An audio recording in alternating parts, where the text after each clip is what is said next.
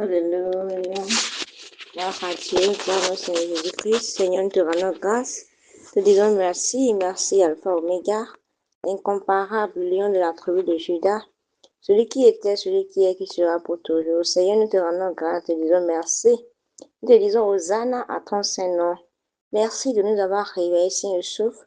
Merci pour ta main puissante. Merci pour tout ce que tu nous essaies de faire dans nos vies. Seigneur, nous sommes tellement reconnaissants. Ni par force, ni par puissance, mais par ton esprit, Seigneur Jésus-Christ. Nous remettons tout à tes mains ce matin, Seigneur Jésus-Christ. Viens prendre le contrôle, Seigneur. Lave-nous, purifie-nous par ton précieux sang. Au nom puissant de Jésus-Christ, nous avons adoré le Seigneur. Shalom, frères et sœurs, je nous salue ce matin dans le beau et précieux de notre Seigneur Jésus-Christ. Alors, ouvrons nos Bibles dans le livre de Jean 15, verset 7 qui dit ceci. Si vous demeurez en moi et que mes paroles demeurent en vous, demandez ce que vous voudrez et cela vous sera accordé. Si vous demeurez en moi, du moins, et que mes paroles demeurent en vous, demandez ce que vous voudrez et cela vous sera accordé. Et la semaine passée, lorsqu'on a commencé l'étude de ce livre, on nous a expliqué que nous sommes quoi? Nous sommes les branches, nous sommes les sarments et notre Seigneur Jésus-Christ est la vigne et Dieu est la vigneron.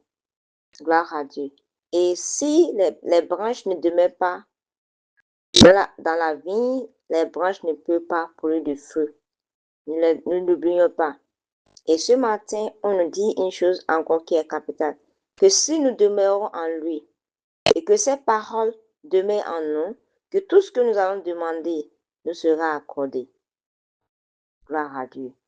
Peut-être que toi, tu pries depuis des années. Peut-être que tu demandes quelque chose à Dieu depuis des années. Mais pose-toi la question de ce matin. Est-ce que tu demeures réellement en Christ? Est-ce que ces paroles demeurent en toi? Gloire à Dieu. Quelqu'un me dira, mais je lis ma Bible, je vais à l'église. Ok. Alors que tu vas à l'église, alors que tu lis ta Bible, est-ce que cette parole, tu la mets en pratique? Est-ce que ta vie reflète ces paroles que tu médites? Est-ce que lorsqu'on te prend, est-ce qu'on ne voit pas un religieux? Pose-toi la question. Parce que ce passage est vraiment clair. Et dans ce passage, notre Seigneur Jésus-Christ nous révèle une merveilleuse promesse. Que lorsque nous demeurons en lui, et lui aussi, en lui du moins, et laissons sa parole imprégner nos cœurs, nos désirs s'alignent sur sa volonté. Gloire à Dieu. Alors, pose-toi la question, est-ce que réellement sa parole demeure en toi? Est-ce que tu marches selon sa volonté? Parce que c'est lorsque tu le fais que quoi? Que tout ce que tu vas demander te sera accordé. Gloire à Dieu. Et ce n'est pas seulement le fait de demeurer en lui. On nous a dit la semaine passée que pour demeurer en Christ, on peut demeurer en lui à travers la prière, à travers la méditation de sa parole, à travers l'obéissance à sa parole. Il dit, si on laisse sa parole imprégner nos cœurs, nos désirs s'alignent sur la volonté de Dieu. Parce que quoi? Sa parole est déjà en nous. Et à travers sa parole, on va connaître sa volonté. On va connaître ce qu'il a pour nous et ce qu'il attend de nous. Et alors qu'on comprend déjà ce que Dieu attend de nous, ce qu'il veut, ou bien ses promesses envers nous, c'est que même tous nos désirs ne seront orientés vers sa volonté. Gloire à Dieu. Mais lorsqu'on ne connaît pas la volonté de Dieu pour nous, lorsqu'on ne connaît même pas ce qu'il dit pour nous, et bien ses promesses pour nous, même tous nos désirs, tout ce qui serait comme nos requêtes de prière, ça serait désorienté vers nos désirs charnels, vers ce qu'on veut et autres. Gloire à Dieu. Et tu dois savoir une chose, que plus tu te rapproches de Christ, plus tes prières deviennent efficaces, car sa vérité et son dessein les façonnent. Gloire à Dieu. Parce que lorsque tu t'approches d'une personne, c'est que tu apprends à mieux connaître la personne. Tu apprends à connaître la vie de cette personne. Les choses que cette personne aime. Les choses que cette personne n'aime pas. Tu connais ça en même temps. Et toi-même, tu vois que c'est cette chose que la personne aime. Tu vois que c'est comme ça la personne désire faire les choses. C'est que toi-même, tu commences par agir comme la personne. Tu commences par refléter ce que la personne est. Gloire à Dieu. Et lorsque tu commences par refléter ce que la personne est, tu vas voir que même tes requêtes de prière seront focalisées sur oui, je veux devenir comme telle personne parce que la personne c'est un exemple pour moi. Je veux devenir. Et tes prières seront orientées vers ce que lui-même voulait pour toi. Gloire à Dieu. Parce que lui, son désir, la plupart des temps, c'est différent de ce que nous on désire. Gloire à Dieu. Il a dit dans Jérémie 29, verset 11, car je connais les projets que j'ai formulés pour vous, projets de paix, non pas de malheur, pour vous devenir, pour tout vous donner un avenir et de l'espérance. Il désire de bonnes choses pour nous. Il ne désire pas le malheur pour nous. Mais est-ce que nous, on s'aligne sur sa volonté? Parce que si on ne s'aligne pas sur sa volonté, ce projet ne peut pas s'accomplir. C'est ça qu'on doit comprendre. Mais lorsqu'on commence par s'approcher de lui, lorsqu'on commence par le découvrir, savoir ce qu'il veut pour nous, ce qu'il ne veut pas, ce qu'il attend pour nous, on va voir que même dans nos manières de penser, dans nos actions, dans nos désirs, ça sera orienté vers ce qu'il veut pour nous. Gloire à Dieu. Et quand on parle de demeurer en Christ, c'est au-delà de, OK, je veux juste prier aujourd'hui, ça fait encore dans 2 semaines, ou bien dans 3 semaines, ou bien dans un mois. Quand on parle de demeurer en Christ, c'est plus profond. C'est plus profond que de prier et de lire la Bible de temps en temps. Non.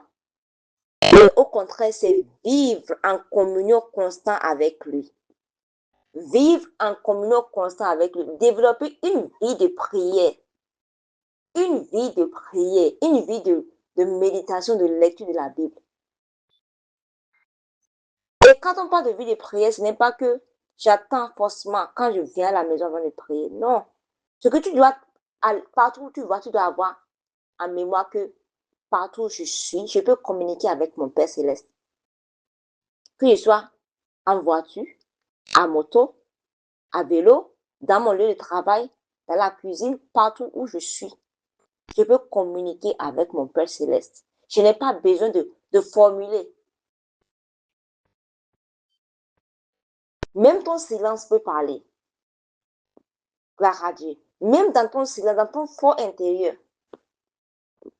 tu n'as pas besoin de prendre un mégaphone, de crier pour que les gens puissent savoir que tu pries. Même à l'intérieur de toi. Quelqu'un n'est pas dans ton cœur. Il ne peut pas savoir ce que tu dis. C'est toi seul qui sais ce que tu dis. Gloire à Dieu. Et Dieu ne te dit pas que Dieu ne connaît pas tes pensées. Même tes pensées que tu n'as même pas encore commencé à penser, il les connaît. Tu sais pourquoi? Parce que c'est lui qui t'a créé. Parce qu'il sait de quoi il t'a fait. Il connaît le nombre des pensées que tu auras jusqu'à ta mort. Il connaît tout. Même ceux que tu n'as pas encore formulés, il les connaît. Donc, rien de ce que tu fais, rien de tes actions n'est caché. Développer une vie de prière, c'est de marcher avec la conscience que partout où tu es, Dieu est avec toi. Et s'il est avec toi, tu peux le demander. À chaque fois, tu peux lui parler. N'attends pas que la situation te terrasse avant que tu ne dis pas, oh, je vais attendre si je reviens à la maison. Alors que ceux-là, ils t'ont déjà terrassé là-bas. Parce que la bataille, là, je t'assure que ce n'est pas à la maison. C'est là-bas, là, au boulot, où les gens se complotent, où les gens complotent de jour chaque jour contre toi. C'est là-bas au marché. C'est là-bas, là où tu occupes cette responsabilité, mais ce poste. C'est sur la route. C'est là-bas ça commence. Et quand toi tu attends d'être vaincu avant de commencer par prier, à quoi ça sert alors ta prière? Gloire à Dieu. Alors on doit développer cette conscience que partout où je suis, je peux communiquer avec mon Père Céleste. Je peux lui dire je peux lui dire ce qui se passe. C'est pas parce qu'il ne sait pas. Il sait très bien, mais il veut que tu puisses formuler cela. Il dit demandez, il vous sera donné du moins. Frappez, on vous ouvrira. Pas parce qu'il ne sait pas que tu as besoin de ça, mais il veut que tu puisses dépendre de lui. Il veut que tu puisses reconnaître sa place, que sans lui, tu ne peux rien faire. Gloire à Dieu. Au-delà de cela, au-delà de cette communion, de cette relation que tu dois avoir avec lui, il est important aussi de lui faire confiance. Lui faire confiance chaque jour et laisser sa parole te guider. Guider tes pensées, tes décisions et tes actions. Gloire à Dieu. Tu lui fais confiance. Tu sais que, ah oui, je sais que mon Père, il est au contrôle. Même si je ne vois pas, même si je ne comprends pas, je crois. Et cette vie de prière dont je parle, et cette confiance dont je parle, ce n'est pas quelque chose qui naît du jour au lendemain. C'est que c'est chaque jour.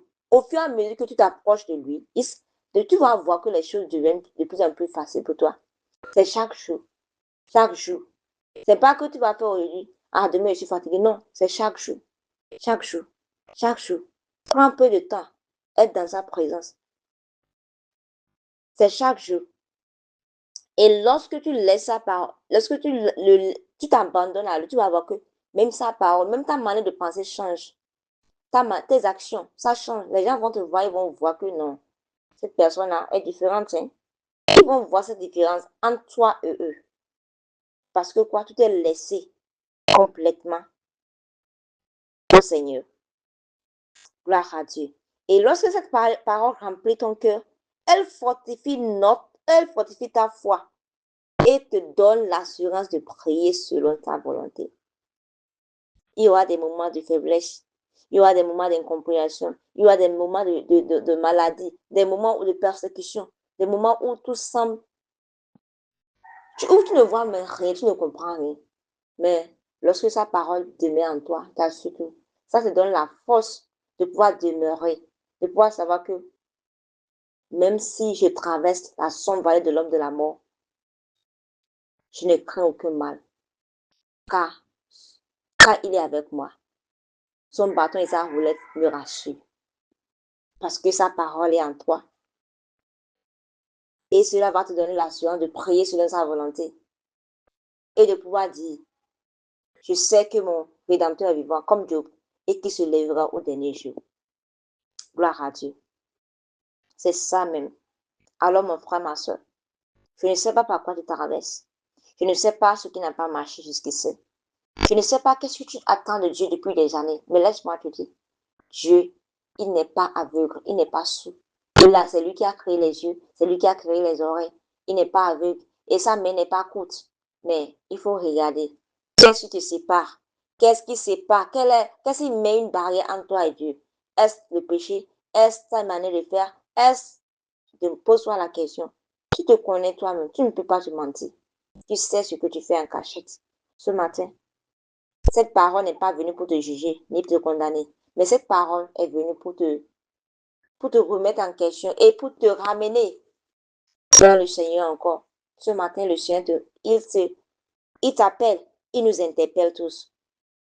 Il nous dit de, de prendre soin de rester connecté à lui et de méditer sur sa parole. Ce matin, retourne au Seigneur. Retourne au Seigneur et ta connexion avec Dieu, laisse que ça soit restauré. Gloire à Dieu. Présente-lui tous tes besoins, tous tes rêves, tous tes soucis dans la prière. Fais-lui confiance. Dieu, Dieu entend et va te répondre selon sa parfaite sagesse et en son temps. Ne t'inquiète de rien, mais en toute chose, fais savoir tous tes besoins par les actions de grâce, par l'explication. Ce rêve-là, ce visa, cet enfant, ce mariage, parle-lui dans la prière. Présente-lui tout ça. Il sert, il a de bons projets pour toi. Et ne sois pas pressé. Ne te dis pas que comme Dieu a fait pour Jacob, Dieu a fait pour Jean, Dieu va me faire ça au même moment. Non, tu n'es pas Jean, tu n'es pas Jacob. Dieu a un temps précis pour chacun de nous tous. Et chacun ne va pas rater son temps au nom puissant de Jésus-Christ. Si et seulement si cette personne s'aligne à la volonté de Dieu. Alors ce matin, au lieu d'envier les autres, au lieu de te plaindre, retourne plutôt à Dieu. Restaure ta connexion avec le Saint-Esprit et abandonne les toutes choses et tu vas voir sa main puissante. Seigneur, nous te disons merci. Merci Alpha Oméga, le commencement et la fin. Merci pour ta parole.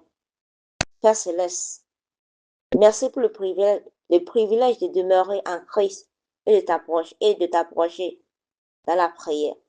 Seigneur, nous demandons ce matin que ta parole habite abondamment dans nos cœurs et transforme nos désirs afin qu'ils s'accordent à ta volonté. Fortifie notre foi, Seigneur, et apprends-nous à te faire confiance entièrement. Seigneur, que nos prières glorifient ton nom. Seigneur, nous voilà dans une autre semaine, Seigneur. Commence cette semaine avec nous et achève-la avec nous. Que chaque jour qui va passer tout au long de cette semaine soit béni, sanctifié pour nous. Seigneur Jésus-Christ, nous remettons ce lundi glorieux en tes mains. Bénis, Seigneur, bénis tout ce que nous allons entreprendre. Bénis l'œuvre de nos mains. Bénis tout ce que nous allons faire. Oriente-nous, Seigneur Jésus-Christ. Guéris tous les cœurs brisés. tout le cœur en détresse, tous les malades, Seigneur Jésus-Christ. Et nous remettons tous ces enfants qui vont composer aujourd'hui, ceux qui ont déjà composé le CP, ceux qui sont en train de composer le PPC actuellement, Seigneur Jésus-Christ. Nous demandons la grâce. Oui, Seigneur Jésus-Christ, c'est toi seul qui peux faire au-delà de nos attentes, Seigneur. Et nous prions pour le succès, Seigneur Jésus-Christ, pour la sagesse, l'intelligence et la connaissance. Que ton esprit puisse visiter chaque salle de classe ce matin, Seigneur Jésus-Christ. Que tu sois avec eux au nom puissant de Jésus. Seigneur, nous prions pour tous ces pays qui sont en guerre actuellement. Pour ces pays actuellement où il y a la tension, où il y a les tueries, Seigneur. En l'occurrence au Nigeria. Seigneur Jésus-Christ, prends le contrôle. Nous demandons ta grâce dans ces pays. Seigneur Jésus, agis puissamment. Oh papa, viens prendre le contrôle. Merci Seigneur quand tu le fais déjà. Reçois la gloire, reçois l'honneur. Au nom puissant de Jésus-Christ, nous avons prié. Amen. Excellente journée à chacun de tous et shalom.